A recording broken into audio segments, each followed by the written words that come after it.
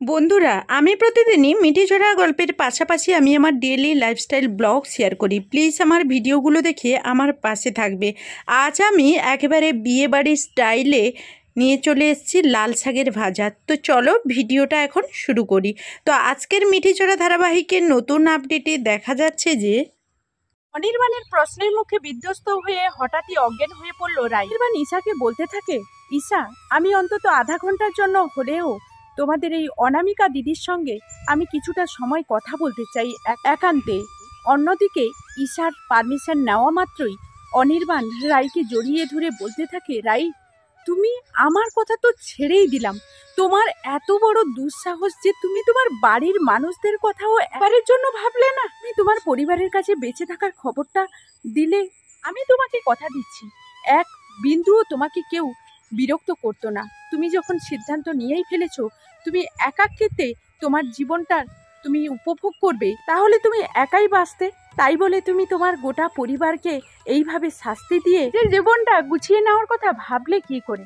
আমি তো কোনোদিনও তোমার এই স্বার্থপর রূপটা দেখতে পাইনি। অন্যদিকে রাই চিৎকার করে বলতে থাকে, প্লিজ আপনি এবার থামুন, আপনি এবার থামুন। আমি আপনাকে চিনতে পারছি না, আর সেই কথাটা আপনি বুঝতে পারছেন না। তার চেয়ে বড় কথা, আপনি কাকে রাই রাই বলছেন বলুন তো? আমি রাই নয়, আমি অনামিকা। আপনি অঞ্জন আর ঈশার মুখে শুনতে পাননি? ওদের দিদি অনামিকা। আপনি তাহলে আমাকে রাইয়ের সঙ্গে কেন গুলিয়ে ফেলছেন বলুন তো? আপনার লজ্জা করছে না? আপনি এরকম করে একটা পরস্ত্রীর গায়ে হাত দিচ্ছেন। অনির্বাণ বলতে থাকে, না, আমার লজ্জা হচ্ছে না। তুমি অন্যের স্ত্রী নয়, তুমি আমার স্ত্রী। আর আমাদের লিগেলি কিন্তু এখনো ডিভোর্সটা হয়নি। তাই রাই, আমি তোমার উপরে অবশ্যই অধিকার ফলাতে পারি। আর তার থেকে বড় কথা রাই, তুমি একবারও ভেবে দেখেছো তোমার পরিবার যখন এখানে হুমবি হয়ে এসে পড়বে তখন তুমি কি করবে বলো তো? তখন তুমি কি জবাব দেবে? তুমি এতটা নির্লজ্জ বেহা কি করে হয়ে গেলে জানো? তোমার মা তোমার মৃত্যুর শোকে প্রায় অসুস্থ হয়ে বিছানা সজ্জা হয়ে গেছে, সত্ত্বেও তোমার মা দিন রাত একটাই কথা ভেবে যাচ্ছে, তার মেয়ে আবারও তার কাছে ফিরবে, তার বুকে ফিরবে। অথচ তার মেয়ে এতটাই পাষণ্ড হয়ে রয়েছে যে তার মাকে অবধি মৃত্যুর মুখে ঠেলে দিতে তার বিবেকে বাঁধল না। তখনই রাই মনে মনে কাঁদতে থাকে আর বলতে থাকে, আমি এতটাই পাষণ্ড যে আমার মায়ের এতটা অসুস্থতা সত্ত্বেও আমার মাকে একটাবারের জন্য দেখতে যাইনি। ওদিকে অনির্বাণ বলতে থাকে, কি হলো? তুমি আমার কথার উত্তর দিচ্ছ না, চুপ করে আছো। রাইয়ের উপরে একের পর এক প্রেসার দিতে দিতে পর্যায়ে রাই অনির্বাণের অনেক কথার উত্তর না দিতে পেরে নিজে থেকেই অসুস্থ হয়ে পড়ে। তখনই অনির্বাণ বলতে থাকে, রাই, তোমার কি হয়েছে? কি ব্যাপার রাই, তুমি কথা বলছো না? এদিকে ঈশা এবং তার গোটা পরিবার এসে অনির্বাণকে বলতে থাকে, অনির্বাণ দা, তার জন্যই তোমাকে বলেছিলাম তুমি অনামিকার ওপরে এরকম করে প্রেসার ক্রিয়েট করো না। ও যথেষ্ট পরিমাণে দুর্বল আছে। ও নিজেকে আমাদের সামনে যতই প্রমাণ করার চেষ্টা করুক যে ও সুস্থ, আমরা কিন্তু জানি যে ও কতটা অসুস্থ হয়ে আছে। তুমি এরকম কেন করলে বলো তো? এখন দেখতে পাচ্ছ মেয়েটা কিরকম হয়ে পড়ে আছে। এখন যদি ওর জ্ঞান না ফিরে তাহলে ওর কি হবে বলো তো? অন্যদিকে অনির্বাণ বলতে থাকে, তোমরা ওকে কোথায় কুড়িয়ে পেয়েছিলে? আর ও এই বাড়িতে আছে কতদিন হয়ে গেল বলো তো? মানে ঈশা বলতে থাকে, কেন অনির্বাণ দা, তুমি এরকম করে আমাদেরকে প্রশ্ন করছো কেন? তুমি কি আগে থেকে ওকে চেনো? মানে অনির্বাণ বলতে থাকে, আলবাত চিনি, খুব ভালো করেই চিনি। ও আমার খুব কাছের একজন মানুষ ছিল, আমার এক্স ওয়াইফ ছিল ও। কিনা আমি তোমাদেরকে এতদিন ধরে বলে এসেছি, ওই হলো সেই আমার রাই, যাকে কিনা এখনো পর্যন্ত খুঁজে পাওয়া যাচ্ছে না। তো বন্ধুরা, এই ছিল মিঠিঝোড়া ধারাবাহিকের নতুন আপডেট। আজ আমি তোমাদের সামনে নিয়ে এসেছি লাল শাকের দারুণ একটা রেসিপি, যেভাবে লাল শাক রান্না করলে অনুষ্ঠান বাড়ির স্বাদকেও হার মানাবে এবং বাড়ির সবাই চেটেপুটে খাবে। তো চলো বন্ধুরা, আজকের এই লাল শাকের ভিডিওটা তোমাদের সঙ্গে শেয়ার করি। রেসিপিটার জন্য আমি প্রথমে এখানে চলে এসেছি কিছুটা পরিমাণ লাল শাক তুলতে। আমাদের বাগানে আজকে লাল শাক তুলে নেব।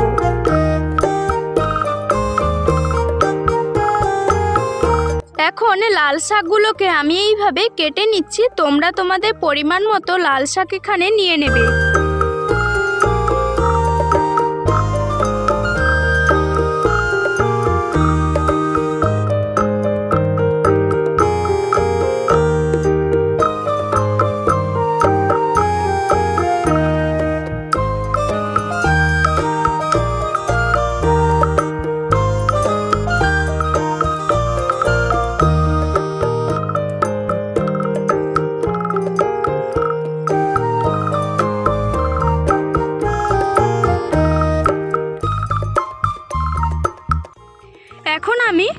দেখো সবগুলো লাল শাক তুলে নিয়ে এসেছি। পরিমাণ মতো এখানে লাল শাক কেটে নিয়েছি। আর এখন এই লাল শাকগুলোকে আমি একদম ছোট ছোট সাইজ করে কেটে নেব। একদমই ছোট ছোট করে কাটতে হবে যতটা সম্ভব। ছোট করে কাটলেই কিন্তু এই শাকটা খেতে ভীষণই ভালো লাগবে। আর গরম ভাতে যদি এই লাল শাকের রেসিপিটা একবার পাওয়া যায় তাহলে নিমেষের মধ্যেই কিন্তু এক থালা ভাত শেষ হয়ে যাবে। তাই বন্ধুরা রিকোয়েস্ট থাকলো একবার অন্তত এইভাবে লাল শাকের রেসিপিটা তৈরি করার জন্য।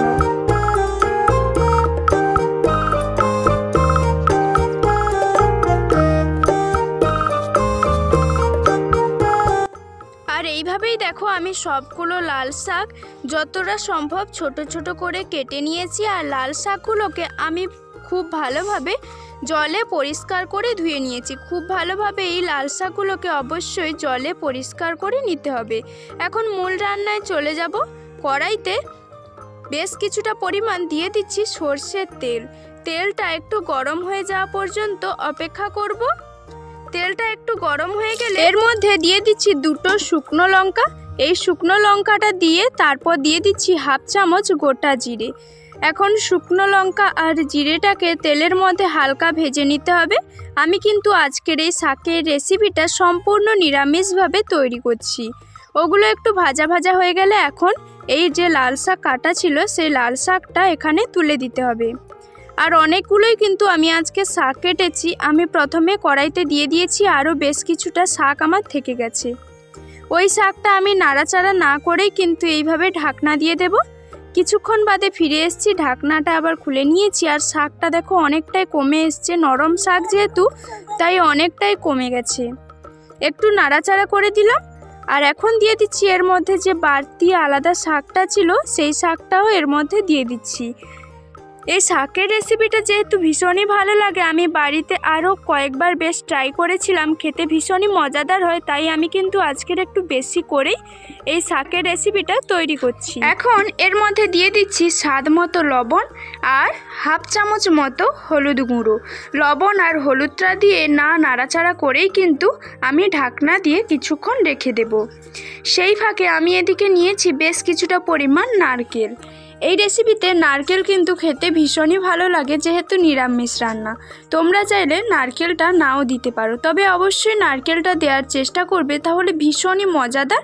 আর নারকেলগুলো যখন খাওয়ার সময় মুখে পড়বে খেতে ভীষণই ভালো লাগে। এইভাবে আমি নারকেলগুলোকে ছোট ছোট পিস পিস করে কেটে নিচ্ছি। সবগুলো নারকেল এইভাবে কেটে নিয়েছি। আর এই দিকে দেখো আমি এখন ঢাকনাটা খুলে শাকটাকে একটু নাড়াচাড়া করে নিচ্ছি।